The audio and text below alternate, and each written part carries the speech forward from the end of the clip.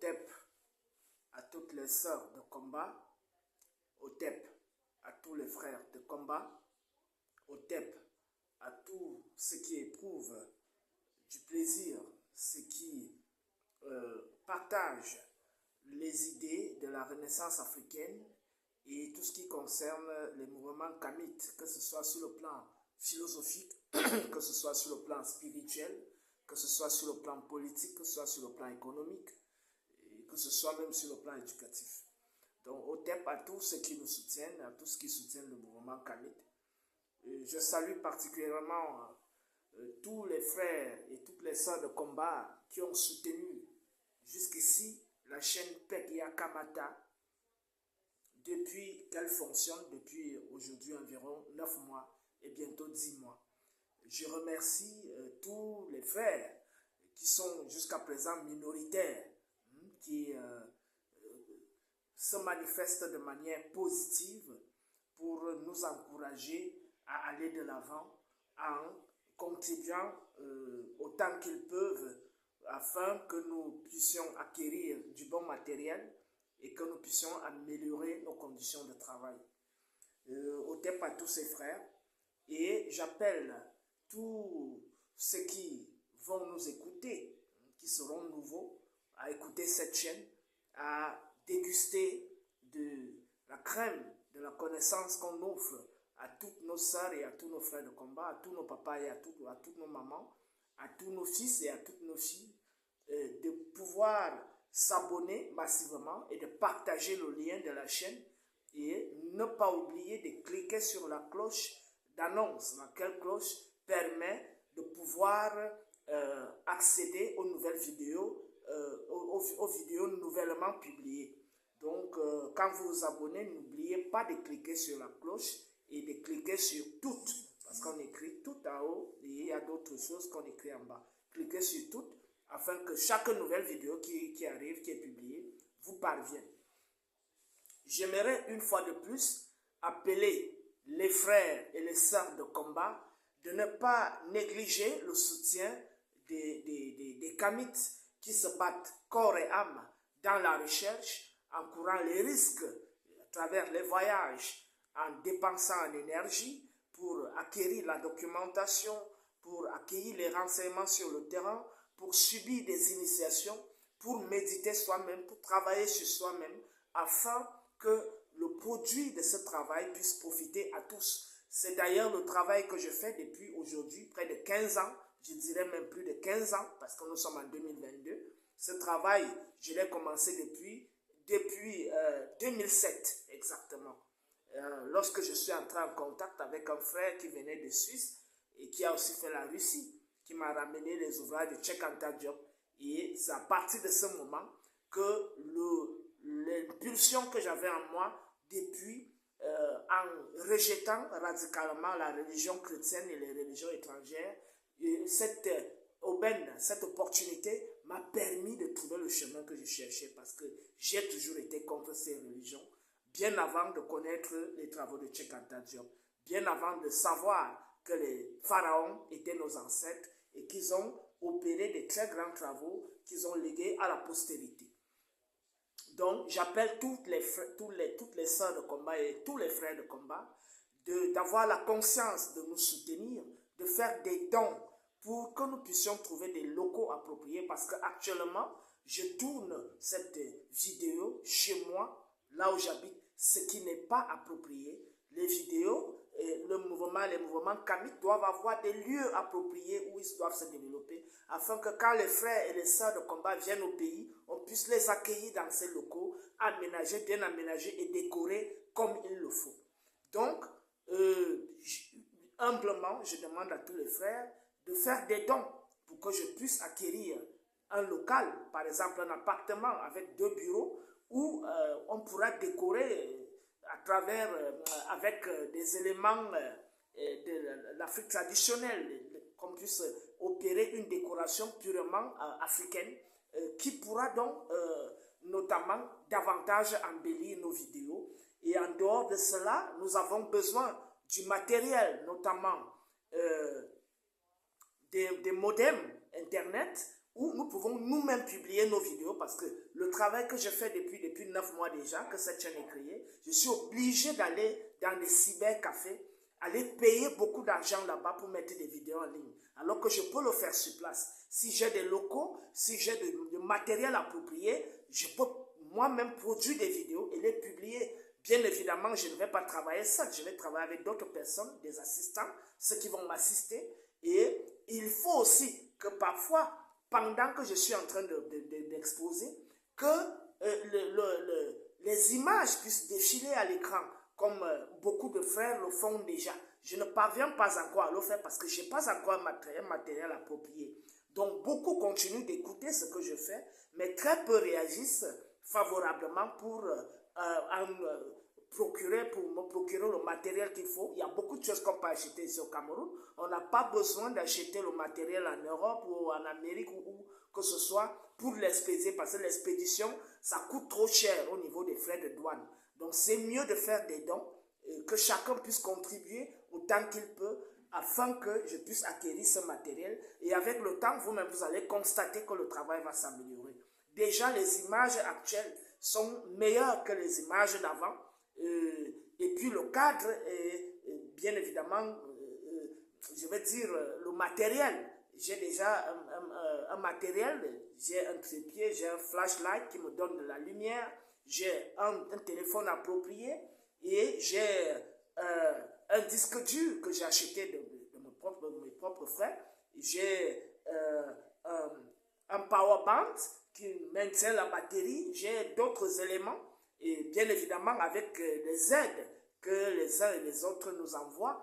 Et en dehors de ça, du matériel et des locaux, il y a aussi le voyage sur le terrain. Par exemple, s'il faut aller faire un voyage de 200 km, 300 km et aller faire une semaine en forêt, arriver là-bas, il faut apporter des vivres à ceux qui nous accueillent, qui vont nous faire passer des initiations. Et pendant les une semaine, il faut que les gens mangent, il faut que les gens boivent. Parfois, ça nous coûte 500 000, parfois, ça coûte 1 million. Donc, ça dépend de l'ampleur de l'excursion qu'on a fait sur le terrain. Donc, tout cela nous coûte cher, y compris la documentation, y compris même le temps qu'on dépense et l'énergie. Donc, j'exhorte les frères et les sœurs qui vont, une fois de plus, déguster ce que j'ai préparé, l'exposé que j'ai préparé aujourd'hui, à faire des dons pour nous encourager à rassembler des connaissances que nous allons continuer de mettre à votre disposition. Hotep donc à tout le monde et tous ceux qui sont disposés à faire ce don n'ont qu'à contacter le numéro WhatsApp plus 237 676 40 74 40. Je reprends. Plus 237 676 40 74 40. Vous envoyez un message, on vous répond. Et si vous voulez m'entendre de vive voix, je vous répondrai soit par message vocal, soit alors par appel. C'est-à-dire si vous appelez, notamment, généralement, il faut appeler en soirée parce que je suis très occupé en journée et ce n'est qu'en soirée que je peux répondre à certains appels. Donc, ce contact vous permettra donc d'entrer en contact avec moi et de pouvoir contribuer, donner votre part, votre contrepartie pour m'encourager davantage à mener des recherches et à les mettre à votre disposition. Voilà ce que je pouvais dire d'entendre. Notre thème de ce soir porte sur le titre « La cosmologie de l'ordre des septièmes ». C'est le thème sur lequel je vais entretenir les frères et les sœurs ce soir. Je reprends. Le thème est intitulé « La cosmologie de l'ordre des septièmes ». Ce thème me tient beaucoup à cœur parce qu'il permettrait aux frères et aux sœurs de mieux comprendre le monde dans lequel on vit, car ce monde est en grande partie, depuis une certaine période, gouverné par ce qu'on nomme les septièmes. Et donc, je vais donc clairement expliquer ce que j'entends par septième, pour que vous compreniez en réalité ce qui influence massivement le monde actuel, bien qu'il y ait un camp qui combat cette vision du monde, et bien qu'il y ait un autre camp, qui est l'Afrique noire, qui joue le rôle de passif aujourd'hui, parce que l'Afrique noire n'a plus les moyens spirituels, politiques, économiques et culturels pour pouvoir imposer sa vision du monde. Et c'est la raison pour laquelle nous travaillons d'arrache-pied pour inscrire massivement nos masses. Et c'est la raison pour laquelle je vous appelle à partager massivement dans tous vos forums ces vidéos que je produis, car ces vidéos sont au service du peuple noir. Ne vous contentez pas tout simplement de les suivre et les garder pour vous. Si vous êtes dans 10 forums, même si vous avez 100 amis, 1000 amis, 10 000 amis, partagez massivement et demandez-leur de partager. Parce que l'Afrique a besoin de connaître, les Noirs ont besoin de connaître ce que je vais enseigner ce soir. Donc, le thème portant sur la cosmologie de l'ordre des Septiens commence par est segmenté en 9 points. Le premier point nous exige à expliquer ce que c'est qu'un mythe. Parce que quand on parle de Septiens, on parle bel et bien des partisans de Seth. Maintenant, qui est Seth? Seth est une divinité, égypto-nubienne, mais qui entre dans la mythologie négro-africaine. Maintenant, il faut comprendre qui est Seth. Mais avant de comprendre qui est Seth, il faut d'abord expliquer ce que c'est que le mythe. Parce que beaucoup ne comprennent pas en réalité ce que c'est que le mythe. Le mythe a 3 niveaux de compréhension. Le premier niveau de compréhension du mythe, c'est ce qu'on considère généralement comme un récit imaginaire qui tente d'expliquer l'origine des choses ou qui tente d'expliquer les comportements des individus ou qui tente d'expliquer, je dirais quoi, l'aspect de ce qui nous apparaît, la nature de ce qui nous apparaît. C'est ça qu'on appelle un récit légendaire qui veut expliquer les choses. Donc, ça c'est la dimension populiste, populaire et très basique, élémentaire de la conception du mythe. Le deuxième niveau du mythe, c'est enseigner par image. C'est-à-dire, lorsqu'on veut faire passer un enseignement, on peut donc utiliser des figures, des symboles, des allégories pour pouvoir expliquer clairement ce que le discours démonstratif ne peut pas expliquer. Donc, on enseigne donc par image. Voilà la deuxième dimension du mythe. On peut donc prendre par exemple l'image de Koulou la tortue et Zé la panthère. En Afrique, on peut aussi prendre l'image chez les Grecs, notamment chez Platon, du mythe de la caverne ou du mythe de l'anneau de Gizeh. L'anneau de Gizeh qui faisait disparaître le concerné. Donc, voilà le deuxième niveau de la compréhension de ce qu'on pourrait qualifier mythe. Le troisième niveau maintenant de la compréhension de ce qu'on pourrait qualifier comme mythe, c'est le code initiatique. Ça veut dire quoi? Un initié une personne a subi un processus d'initiation qui lui permet non seulement d'abord d'appréhender le monde apparent tel qu'il est, mais d'accéder à la compréhension de la cause de ces apparences et ce qui meuble ces apparences dans leur socle unitaire et dans leur interaction, dans leur relation interactive. Donc, l'initié qui a donc accédé à la vision de l'invisible qui régit les apparences peut donc maintenant revenir pour codifier maintenant cela sous forme de symboles afin de véhiculer donc un enseignement de la contemplation métaphysique qu'il a eu, métaphysique et ontologique que l'initié a eu de la réalité. Voilà le troisième niveau du mythe qui est donc en réalité un code scientifique qui n'est plus un récit imaginaire ou légendaire, mais qui est maintenant à ce niveau un code scientifique qui peut être vérifié par des expériences que les autres vont pouvoir subir pour accéder à la même réalité. Cela signifie quoi? Cela signifie que une fois qu'on passe par le même procédé que l'autre initié est passé, on parvient aux mêmes vérités. Notamment la nature, l'essence de la terre, l'entité qui régit la terre, la nature, l'essence de l'eau, l'entité qui régit l'eau, avec bien évidemment sa hiérarchie y compris l'air, y compris le feu, y compris le soleil, la lune, les étoiles, et maintenant, globalement, le grand esprit qui est à la source de toutes ces manifestations-là. Voilà. C'est donc ça, la dimension supérieure du mythe, qui est un code scientifico-métaphysique et qui n'est plus un univers de représentation où on postule des choses, mais où on dit des choses qu'on peut vérifier par la voie de l'initiation. Voilà le troisième niveau du mythe, qui est plus intéressant que les deux autres niveaux. Maintenant, après avoir expliqué la nature et l'essence du mythe, on passe au deuxième point.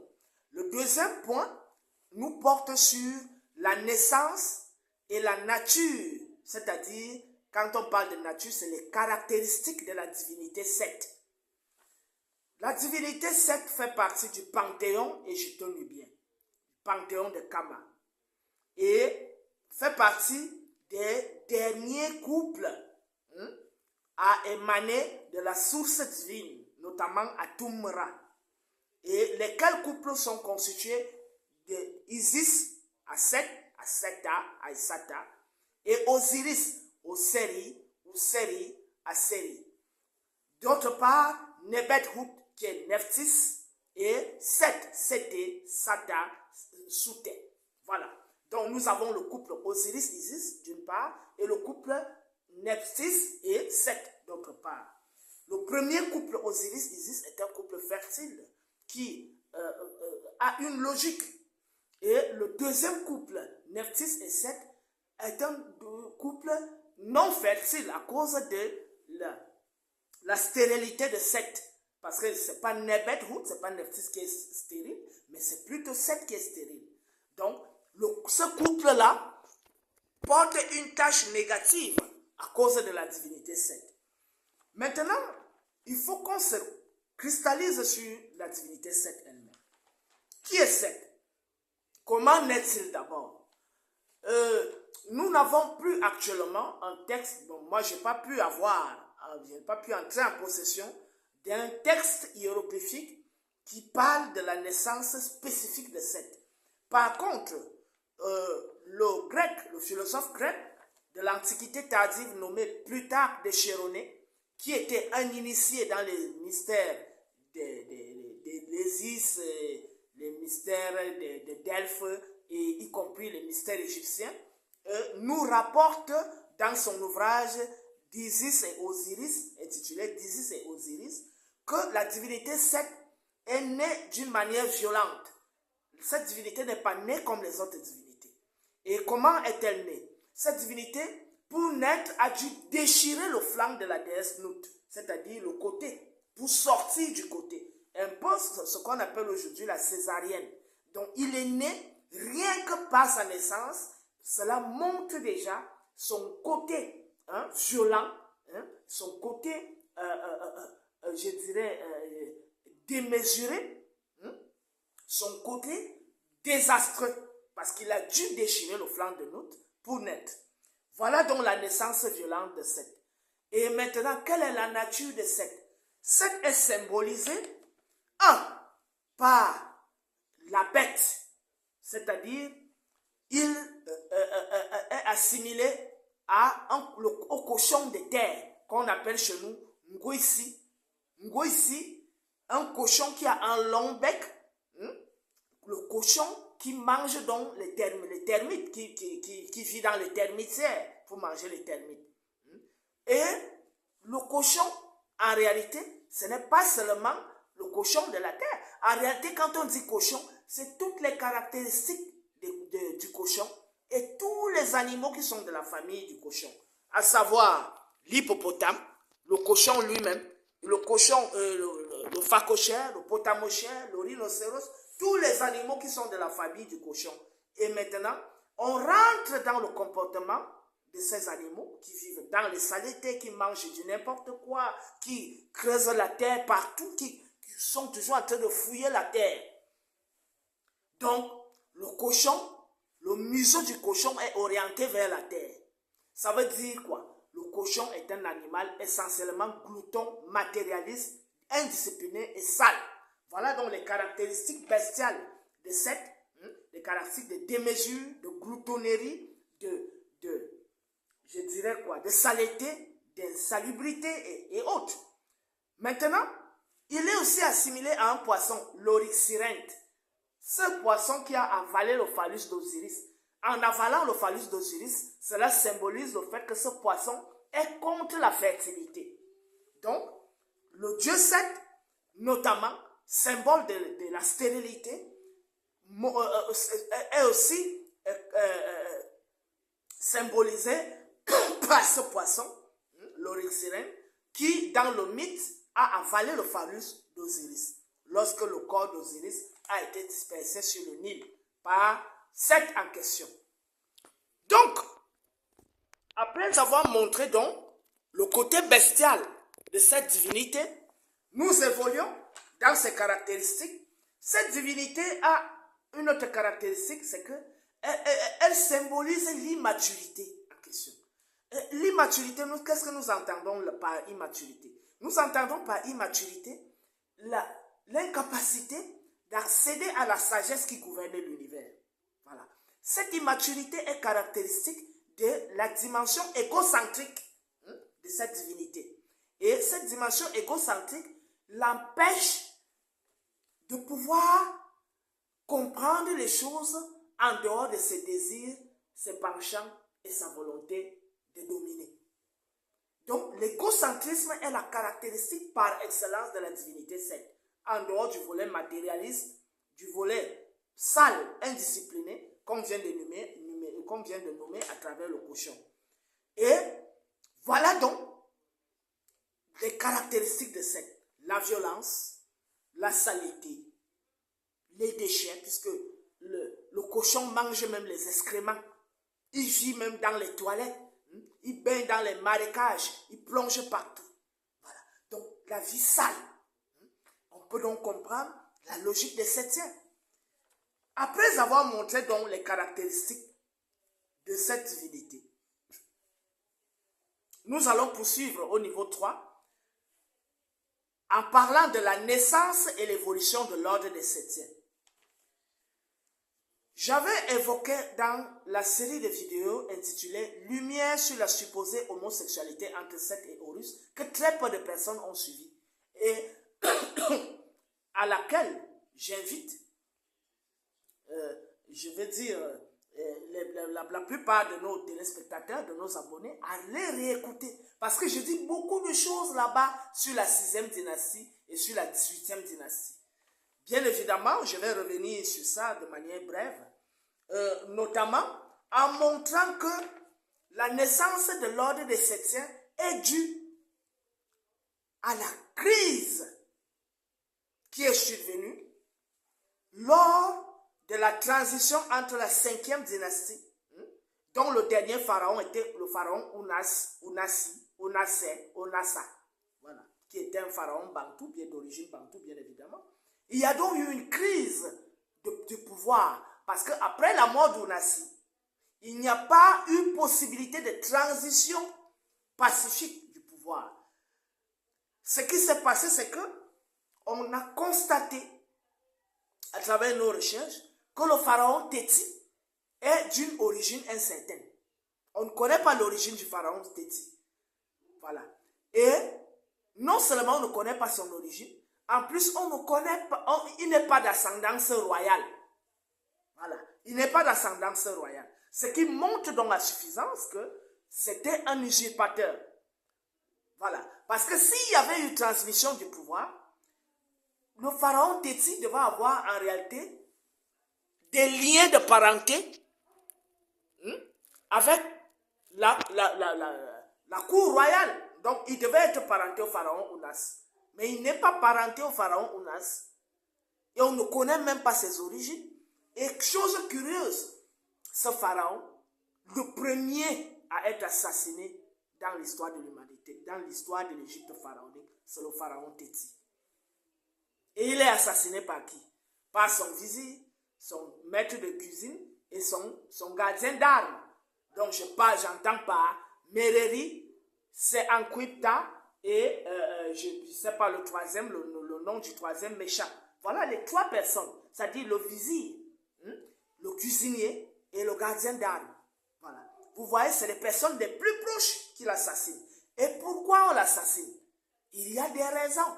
Parce qu'en réalité, on va constater que ses descendants, notamment Pépine Neferkare et tout le reste qui vont suivre, vont entrer dans des tendances déviantes, de type homosexuel. Et par conséquent, même Pépine Neferkare est menacé d'assassinat, y compris tous ceux qui vont suivre par la suite.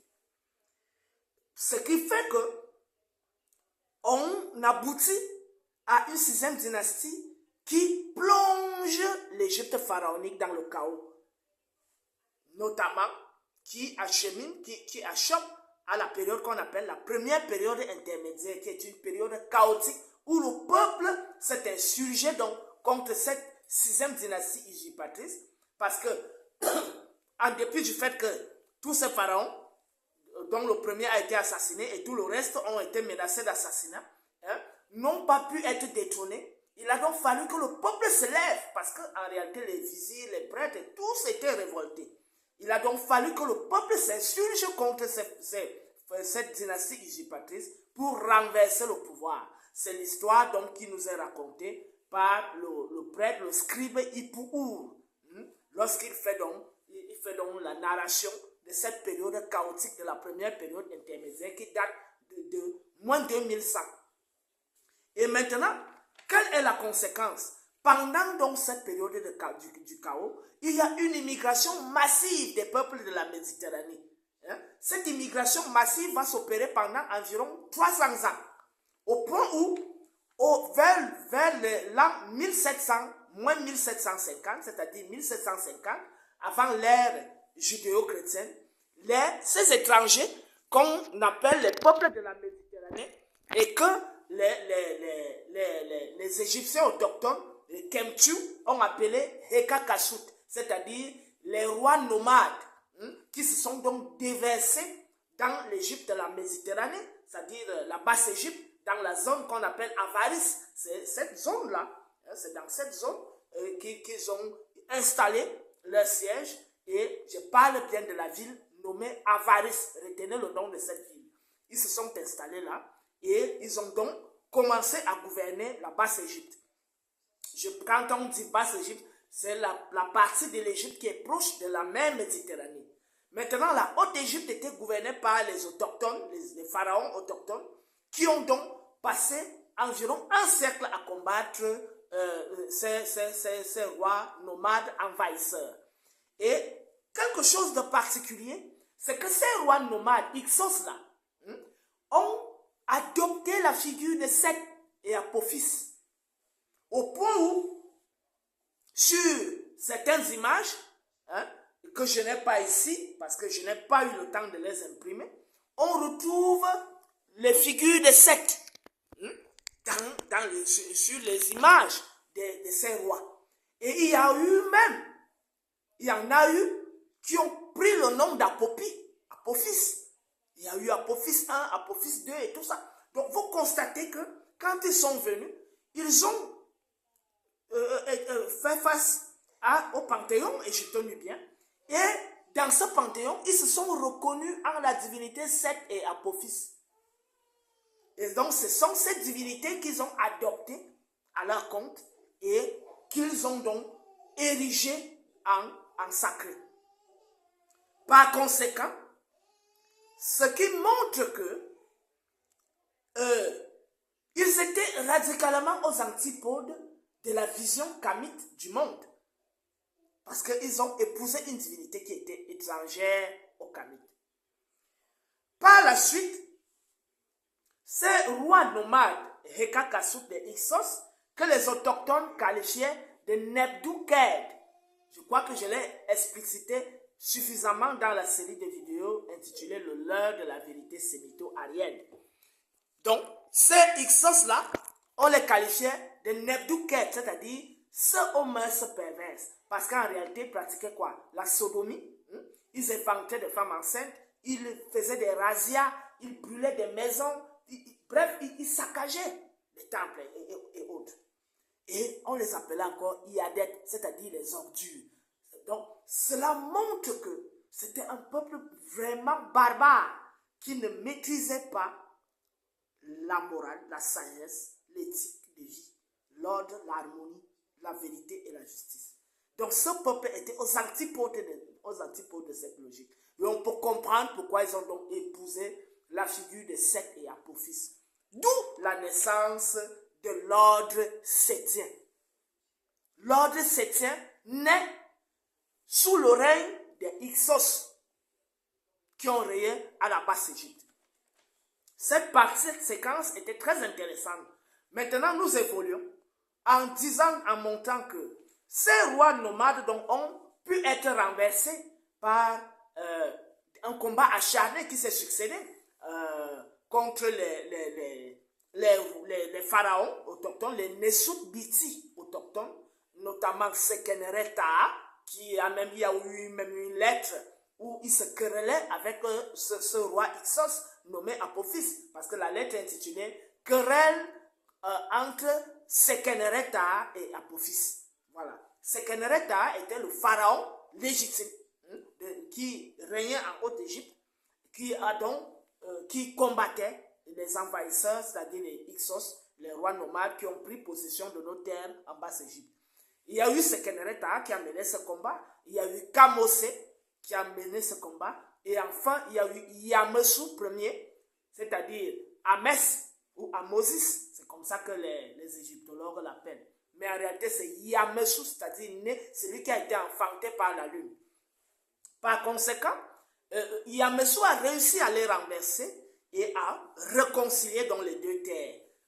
Donc il est redevenu donc le Nesut-Biti, le Nesut-Tawi, c'est-à-dire le maître, le roi, maître des deux terres. Neb, maître, Nesut, roi des deux terres. Voilà. Donc, lorsque ces Hyksos ont été renversés, ils ne sont pas tous partis, parce que bon, il y a une grande partie qui est quand même rentrée vers le désert de la Syrie, la Jordanie, le Liban, l'Irak et autres, mais il y a une partie aussi qui allait du côté de la Palestine, et il y a eu des franges qui sont restées au sein de l'Empire égypto-nubien. J'allais oublier de mentionner quelque chose. Pendant le règne des Hyksos, il y a eu un pharaon, je ne sais pas s'il faut l'appeler pharaon. Il y a eu un pharaon nommé Haï. On écrit Haï, c'est-à-dire A-Y-Tréma, ou alors A-I-Tréma. Haï, c'est le Haï premier, le premier Haï. Vous savez où est-ce que ce Haï est né? Ce Haï est né à Avaris, là où les Hyksos avaient élu domicile. Qu'est-ce qui nous fait croire que ce Haï n'est pas le descendant des Hyksos? Je parle de Haï premier. Parce que je vais revenir sur le Haï deuxième, le deuxième Haï qui intervient sous le règne d'Akhenaton. Et vous allez voir des liens bizarres qui montrent que l'ordre des Séthiens, qui est né sous le règne des Hyksos, a été perpétué au sein de l'Empire. Et ça a créé deux franges qui se sont confrontées, notamment les partisans d'Amon et les partisans de Seth. Donc, qui sont les partisans de Seth, qui sont des héritiers des Hyksos. Donc, Haï Ier est né dans une zone où résidaient les Hyksos. Bon, même si c'était un Égyptien autochtone, forcément, il a été influencé par les mœurs Hyksos. Net comme les Grecs ont été influencés par l'Égypte, la civilisation égyptienne, parce que c'est une civilisation qui a pu étendre ses limites jusqu'au-delà de la Grèce. Net comme les peuples sémites ont reçu l'influence égyptienne. Et plus tard, net comme le peuple égyptien autochtone, sous le joug de l'invasion grecque, a reçu l'influence grecque, l'influence et les influences des autres peuples environnants, parce qu'ils étaient dorénavant dominés. Voilà. Donc, il est logique que Haï Ier, soit il est le descendant des Hyksos, soit étant né dans une zone où les Hyksos étaient massivement installés, il a reçu l'influence Hyksos et par conséquent, il fait partie des serviteurs de Seth. Je voulais donc évoluer parce que d'ailleurs, Haï là, on ne connaît ni le nom de son père, ni le nom de sa mère. Et on précise très bien qu'il n'était pas d'origine royale. Donc, en réalité, ce n'était pas s'il était même pharaon, n'était pas un pharaon légitime. Parce que Aïe Ier a régné, je voulais le préciser, sous la 13e dynastie. Il a régné sous la 13e dynastie et il a régné pendant 32 ans. Voilà donc ce qu'on pouvait dire sur ce Aïe Ier pendant le règne, je veux dire, l'invasion Hyksos. On évolue donc à la période amanienne. Cette période amanienne nous révèle quelque chose de spécifique. Et je voulais d'abord revenir en disant que les rois Hyksos ont eu l'opportunité d'infiltrer leur culture et d'implémenter leur culture dans la zone qu'ils ont pu contrôler pendant 100 ans ou plus de 100 ans. Donc, il y a eu un premier brassage culturel qui a fait en sorte que des sympathies se sont tissées entre les Noirs qui étaient dans cette zone de la Méditerranée et ses envahisseurs au fil du temps. Au point où ils ont pris pour femmes nos filles, nos mamans et autres, et ils ont donc commencé à opérer les premiers métissages. Ce qui a entraîné le fait qu'on a pu constater plus tard que les descendants de ces Hyksos sont devenus des notables au sein de l'Empire. On va revenir sur ça. Il était important de le mentionner pour que le développement soit cohérent et intelligible. Je suis en train de dire que au fil du temps où les rois Hyksos se sont installés, ils ont opéré un brassage culturel et un métissage, les premières formes de métissage. Et les métis issus donc de ces relations sont devenus des notables au sein de l'Empire égyptien nubien. C'est la même chose qui va se perpétuer sous la 18e dynastie et les dynasties qui vont s'en suivre. Au fur et à mesure que le temps va passer, ce métissage sera de plus en plus accentué et à la période de la basse époque, on va constater qu'il y a beaucoup de pharaons métis au sein de l'Empire. Donc, c'était important de le mentionner. Et en devenant donc des notables, c'est-à-dire ces métis issus des Hyksos et des Égyptiens autochtones, en devenant des notables, ils avaient déjà accès à certains privilèges. C'est-à-dire ils pouvaient être proches des rois, ils pouvaient être proches des prêtres, connaître certaines choses. Donc, ils avaient déjà commencé à acquérir certaines connaissances à cette époque-là. On passe donc à la période amanienne. Qu'est-ce qui se passe à cette période-là? Ce qui se passe, c'est que l'accent est beaucoup plus sur Akhenaton, notamment Amenhotep IV. Mais avant d'arriver à Amenhotep IV, il faut d'abord mentionner que sous le règne des Thutmosis, en réaction de l'invasion Hyksos, l'Égypte a voulu étendre ses frontières jusqu'en Asie. Et pour que cette frontière puisse être viable, il fallait prendre les princesses des suzerains, c'est-à-dire des dirigeants de ces zones-là, comme on pourrait appeler comment on peut les appeler? Les relais des pharaons, c'est-à-dire ceux qui servaient de relais, qui pouvaient être qualifiés de gouverneurs de cette zone, mais qui rendaient compte directement à pharaon. Pour donc asseoir le pouvoir, il fallait que les pharaons de la 18e dynastie commencent à prendre pour épouse les princesses de ces zones qui étaient contrôlées par le Grand Empire.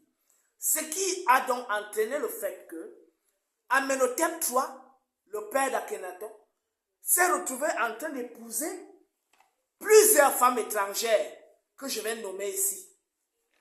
Plusieurs femmes étrangères. Voici les noms des femmes d'Amenhotep III, qui est le père d'Akhenaton. Sa première femme, c'est Tiyi.